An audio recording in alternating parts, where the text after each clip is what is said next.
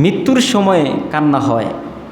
এই ইতিহাসের ভিতরে আজকে ১৫০০ বছর আমার নবীর ওফাত হয়েছে ১২ রবিউল আউয়াল। একবার শুধুমাত্র সাহাবায়ে কেরাম কান্নারাজি করছেন, পরের বছর আর কেউ কান্না করেন নাই। পরের বছর কেউ কান্না করছেন? ১২ রবিউল আউয়াল কোনো সাহাবী কেউ কান্না করেন নাই। যেই দিন মারা গেছেন ৩ দিন সবাই কান্না করছেন। কেন কান্না করছেন? এতদিন মসজিদে নববীতে আসলে নবীকে সরাসরি দেখত, এখন আর সরাসরি দেখা যাবে। সাহাবায়ে কেরাম দূর দূরান্ত থেকে ক্লান্ত অবস্থায় আসতো, নবীকে দেখলে ক্লান্ত দূর হয়ে যেত।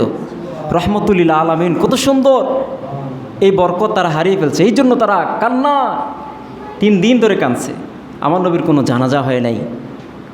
সমস্ত সাহাবায়ে কেরাম আসছে, নবীকে দুরুদ সালাম দিছে, দিয়ে চলে গেছে।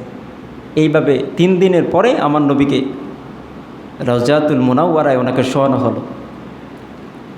এখন যারা ১২ রবিউল আউয়াল আসলে বলে আমরা সাহাবায়ে কেরামদের মতন আমরা পালন করব, বলে না, ঈদে মিলাদুন্নবীর বিরোধিতা করে তারা ১২ রবিউল আউয়াল বলে যে ওই দিন তো সাহাবায়ে কেরাম কান্নাকাটি করছেন, আনন্দ তো করেন নাই, ঠিক কিনা? কিন্তু ইতিহাস এটাই বলে একবার তারা কান্নাকাটি করছে। পরের বছর থেকে হযরতে ওমর রাদিয়াল্লাহু তাআলা আনহু তিনি ঘোষণা করেছেন, হে বিশ্বের মানুষ শুনে রাখো, এখন থেকে ১২ রবিউল আউয়াল আসলে আমার নবীর মৃত্যু দিবস পালন হবে না, কোথাও যেন আমার নবীর মৃত্যুর আলোচনা না হয়। এমন কোনো নজির যদি আমরা পাই, যদি সন্ধান পেয়ে যাই, ওই ব্যক্তির গর্দান আমরা আলাদা করে দিব। অতএব ১২ রবিউল আউয়াল আসলে এখন থেকে তোমরা মাউলিদিন নবী সাল্লাল্লাহু আলাইহি সাল্লাম, আমার নবীর আগমনের কথা, খুশির সংবাদ তোমরা জানায় দাও। সুবহানাল্লাহ। কারণ যদি আমার নবীর মৃত্যুর কথা প্রতি বছর বলো, তাহলে আমার নবীর উপর অপমানই হয়। কি হয়? অপমান করা হয়, আমার নবীর উপর বিদ্বেষ হয়। যদি আমার নবীর আগমনের কথা বলো, আমার নবীর ওফাতের কথা মানুষ ভুলে যাবে, আমার নবীর আগমনের কথায় খুশিতে তারা আনন্দিত হয়ে যাবে। সুবহানাল্লাহ। সেই দিন থেকে আজকে ১৫০০ বছর হয়েছে। সৌদি আরবের বর্তমান যে সরকার আছে, রাজা আছে, তার বাবা সহ তারা হলো আহলে হাদিস, তাদের পূর্বপুরুষও ছিল আহলে হাদিস। আজকে প্রায় ১০০ বছর উপরে তারা আহলে হাদিসের অনুসারী। এই খবিশগুলা ওসমানী সাম্রাজ্য যতদিন ছিল, আবু বকর, ওমর, ওসমান, আলী, হজরতে হাসান, উমাইয়া, তারপরে সেলজুক, তারপরে হচ্ছে আব্বাসীয় খেলাফত, ফাতিমি খেলাফত, ওসমানীয় খেলাফত, একের পর এক যতগুলি খেলাফত ছিল সারা পৃথিবীতে, প্রত্যেকটা খেলাফত আমলে মদিনাতুল মুনাওয়ারা প্রতি বছর ১২ রবিউল আউয়াল আসলে মক্কা ও মদিনায় ঈদে মিলাদুন্নবীর আলোচনা হইতো, নবীজির আগমনের কথা হইতো ১২ রবিউল আউয়াল। আর মৃত্যুর আলোচনা করতো না, অন্য দিনে করতো। যদি ওই দিনে নির্দিষ্টভাবে মৃত্যুর আলোচনা করে, তাহলে আমার নবীর উপর অপমানই হয়, ঠিক কিনা? আর তারা সৌদি আরবের এই বর্তমান যে বাদশা আছে, তারা এসে এটা বদলাই দিছে। তার ঈদে মিলাদুন্নবীর বিরোধিতা এটি বন্ধ করে দিছে। দীর্ঘ ১৫০০ বছর এটা চলছে, কেউ সাহস করে না বন্ধ করার জন্য। শুধু একবার সাহাবায়ে কেরাম এই আমলটা করছে। আর তারা বলে, বেয়াদব বলি এখন বলে, সাহাবায়ে কেরাম যেইভাবে ১২ রবিউল আউয়াল পালন করছে, আমরাও সেইভাবে পালন করব। তাহলে দেখা যায় তাদের কথা আর কাজে কোনো মিল, তারা মুনাফিক।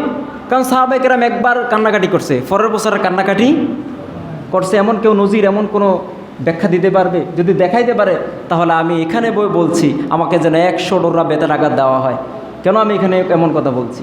আর আমি যদি প্রমাণ করতে পারি যে একবার শুধুমাত্র ওফাতের সময় সাহাবায়ে কেরাম, লক্ষাধিক সাহাবায়ে কেরাম কান্নাকাটি করছে, এর পরে থেকে আজ পর্যন্ত কেউ কান্নাকাটি করে নাই, এমন নজির আমি দেখাইতে পারবো, এমন দলিল আছে।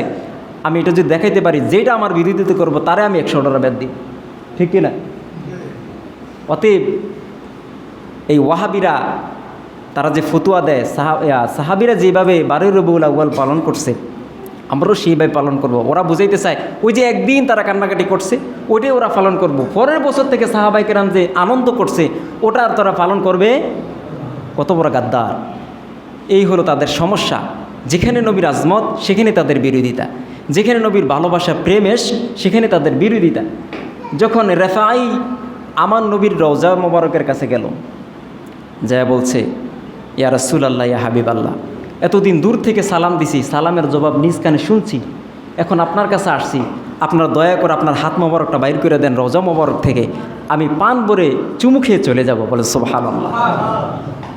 ইতিহাস সাক্ষী দেয়, রেফাই যখন অনুরোধ করলো, দয়াল নবীজি রওজা মোবারক থেকে ওনার ডান হাত মোবারক বের করে দিলেন, আর রেফাই প্রাণ ভরে চুমু খেলেন, মুখের ভিতরে, বুকের ভিতরে, শরীরে তিনি লাগালেন, আর বললেন, আয় আল্লাহ সাক্ষী থাকো, আমার নূর নবী মুহাম্মদ সাল্লাল্লাহু আলাইহি সাল্লামের পবিত্র হাত মোবারক আমার দেহে লাগাচ্ছি, এই দেহ যেন কখনো কোনো দিন জাহান্নামের আগুনে না জ্বলে। সুবহানাল্লাহ। কত প্রেম! ঘটনাটা ঘটছে কবে? 1400 শতাব্দীর পরে অথবা 1500 শতাব্দীতে রেফাইয়ের ঘটনা। নবীজির ওফাতের 1000 বছর পরে আমার নবী রওজা মোবারক থেকে হাত মোবারক বাইর করে দেয়। তাহলে বোঝা যায় নবীজি রওজা মোবারকে ফসেও না, গলেও। তাহলে যারা বলে নবীজি পচ্চা গল্লা মাটির সাথে মিশে গেছে, তারা মিথ্যাবাদী। তারা কি মিথ্যাবাদী? এই নজির সারা বিশ্ব দেখেছে। এই জন্য আমরা আহলে সুন্নাহ ওয়াল জামাআহ আমরা বিশ্বাস রাখি, আমরা ঈমান রাখি, আমার নবীজি জিন্দা। আমার নবীকে এখনও সালাম দিলে সালামের জবাব তিনি দেন। এখনও আশিক রাসূল চাইলে নবীজি দেখা দেন। আর আমার নবীর যতদিন আমরা বাঁচবো আর যতদিন আমরা করেছি, 12 রবিউল আউয়াল আসলে আমরা আনন্দ করব, আমার নবীজির মৃত্যুর আলোচনা করব, পরবর্তীতে জুমায় করব, অথবা অন্য কোনো সময় নবীজির মৃত্যু নিয়ে আলোচনা করব। কিন্তু নির্দিষ্টভাবে মৃত্যু দিবস হিসাবে 12 রবিউল আউয়াল আমরা কোনো দিন কোশ্চিনকালেও 1000 বার 1000 বার যদি জীবন দেয়, 1000 বার যদি আমাদের হত্যা করে, জবাই করে, তারপরেও আমরা একটাই বলবো, 12 রবিউল আউয়াল আমার নবীর মৃত্যুর আলোচনা অসম্ভব। কারণ আমিরুল মুমিনিন যারা ছিল তারাই বলেছে, সাহাবায়ে কেরাম সকলের সাক্ষী ছিল, সবার নির্দেশ, কেউ আমার নবীর মৃত্যুর আলোচনা 12 রবিউল আউয়াল করতে পারবে না। শুধু আলোচনা করবে আমার নবীজির আগমন কি ছিল সেই দিন, সে আনন্দের কথা বলবে। বলেন আল্লাহু আকবার। তো যাই হোক, আল্লাহ পাক রব্বুল আলামিন আমাদেরকে সঠিকটা বুঝার তৌফিক দান করে। বলেন আমিন।